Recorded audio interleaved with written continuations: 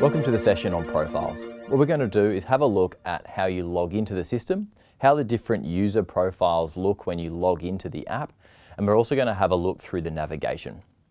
So first things first, understanding how to log in is quite important in Managed App because you have a unique email address and a password that's associated with your profile. Basically, your managed ID is the email address you use and it's unique to that login. So it's important to remember if you ever need two logins for whatever reason, you'll be able to create an additional profile if you select an alternate email. It won't let you create two profiles, i.e. an owner and a property manager with that one email address. Once you receive your invite, as a principal, you'll get that from Managed App. As a property manager, you'll receive that from your principal once they log in. And as owners, tenants and trades, they will receive their invites when the property manager creates properties within the system. So you simply enter your username and password and log into your profile. That will present you with all the information that's relevant to your type of login. So the login that I'm using today is a principal. So that allows you to see absolutely everything within the system. Everybody has this unique icon at the top right-hand corner, which is your profile. This allows you to set all your personal information. You can see here I've got my login details. I can set up my two-factor authentication, which is our security functionality. What this does is allows you to lock your account to your mobile number. You can set all your personal information, so your contact details and relevant contact address and all those kinds of things. And then down the bottom, you've got your photo. If you do get stuck with anything, you can click the help section on the bottom right-hand corner as well. What this does is it connects you directly with our North Sydney support team, and they're there to help you with any queries that you might have. The other thing that you can do within your profile as a principal is you'll be able to change the agency payment settings. The payment settings are unique to your agency, and this is where you set where your revenue is paid to. It's important to remember that only the principal profile can do this. If you need to change these settings, you need to ask your principal to log in, select the Payment Settings tab in their profile, and enter a new BSBN account number. If you don't do this, your revenue will be held in your wallet. If you need additional help, you will be able to access the help icon within your profile. Now, every user has access to this, and what it is a series of articles that give you step-by-step instructions on all the functionality within Managed App. Simply search a keyword or browse through the selections and you'll be able to see step-by-step guides with photos, screenshots, arrows and hints and tips and tricks for absolutely every part of the system. The next part we're going to look at is the navigation. So depending on what type of user you're logged in as, you will see certain pieces of functionality that others won't. I'm logged in as a principal now, so I can see all of the key menu items across the top navigation. So the first one that we're on now is the Action Center. This is your chronological to-do list. You can apply filters, search for specific tasks, and this is where you manage your day. We delve into this in the intermediate session, so feel free to jump forward to those videos if this is the content that you're looking for. The next tab is Properties. Now, every property that you manage has its own profile. So what that means is that you store all the relevant info for the property against its individual management profile.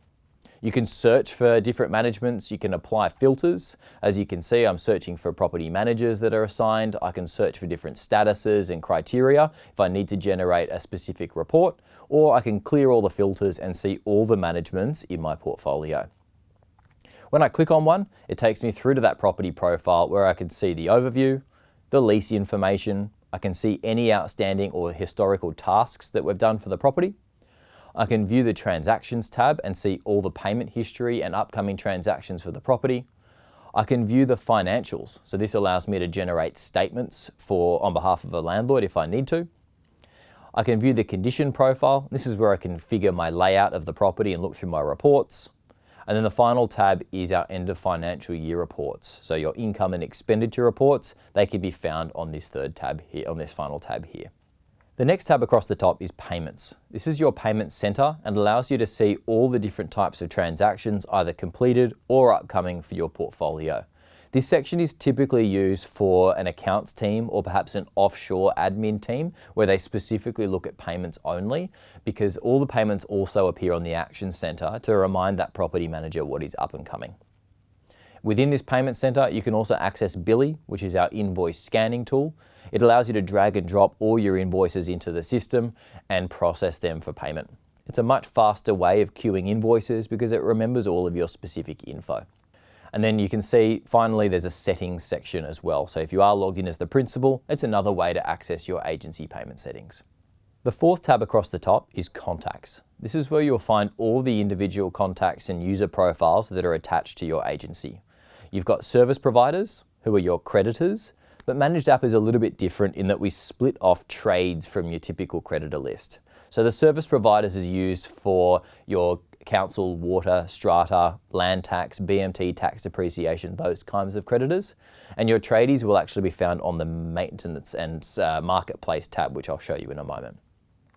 You've got your manager list here as well, where you can manage all the different property managers that are connected to your profile, and you can invite them from here, set their permissions from here, and edit their profiles. And then the next tab is your owners, where you can see a comprehensive owner list.